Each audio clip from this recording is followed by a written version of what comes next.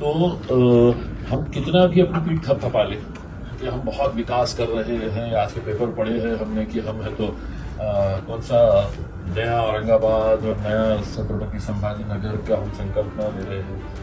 हम पानी पहुंचा पाएगा लोगों को इतने सालों के अंदर? लोगों की मांग क्या है? और ऐसा कौन सा रॉकेट साइंस है कि जयकवाड़ी डैम हमारा पानी से लबालब भरा हुआ है। इतनी बारिश होने के बावजूद हमें जयकवाड़ी डैम के गेट्स खोल के पानी को तो बहाना पड़ रहा है इसमें, और हम वो 50 किलोमीटर की लाइन यहाँ तक लेके नहीं ला रहे हैं इसमें। तो कोई रॉकेट साइंस है नहीं इसके अंदर। इसमें सिर्फ कमर्शियल इंटरेस्ट सबके इन्वॉल्व है इसमें।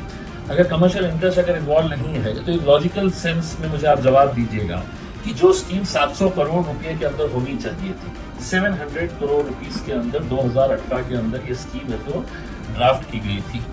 आज 2025 है, वो स्कीम अधूरी है और कितना पैसा उसके ऊपर खर्च हो चुका है तो 3200 करोड़ रुपया। किसका पैसा है? ये आपका पैसा है, ये मेरा पैसा है इसमें। तो हमने लोगों से ये कहा कि आप शहर में हम महीने में 3 दिन 4 दिन पानी दे रहे हैं। किसी के पास 8 दिन के बाद आ रहा है, किसी के पास 6 दिन के पास, किसी के पास 10 दिन के बाद पानी आ रहा है।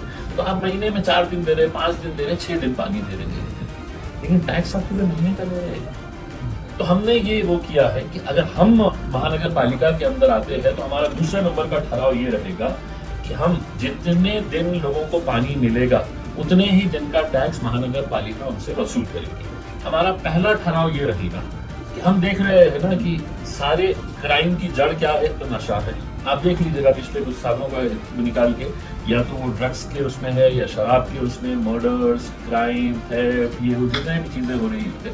तो हमने ये किया है कि हम महानगर पालिका की जनरल बॉडी के पास बहुत पावर होता है, दे कैन डिसाइड कि हमारे सिटी के अंदर क्या चाहिए क्या नहीं चाहिए। तो हमने कहा कि अगर हम चुन के आते हैं तो हमारा पहला ठहराव ये रहेगा कि हम शहर के अंदर जितने भी देसी दारू की दुकानें हैं वो या तो बंद करवाएंगे या उसको म्युनिसिपल कॉर्पोरेशन लिमिट्स के बाहर है तो हम ट्रांसफर करवाएंगे। And this the municipal corporation can do. तो हमने तो हमारे होर्डिंग्स इस वजह से लगाए कि कम से कम इलेक्शन आए तक लोगों में इस बात की चर्चा हो, वरना इलेक्शन आया तो फिर क्या हो जाता है कि ये हिंदू है, ये मुसलमान है, ये दलित है, ये ब्राह्मण है, ये जैन है, ये अलग जात का है। तो ये जात धर्म के नाम के ऊपर फिर इलेक्शन का मुद्दा आ जाता है और हम रियल मुद्दों के ऊपर फोकस ही नहीं। अब हम चाह रहे हैं कि 2-3 महीने लोगों ने चर्चा करें, इम्तियाज जलील ने जो वोटिंग लगाया है हम उसका साथ देंगे। सत्ता के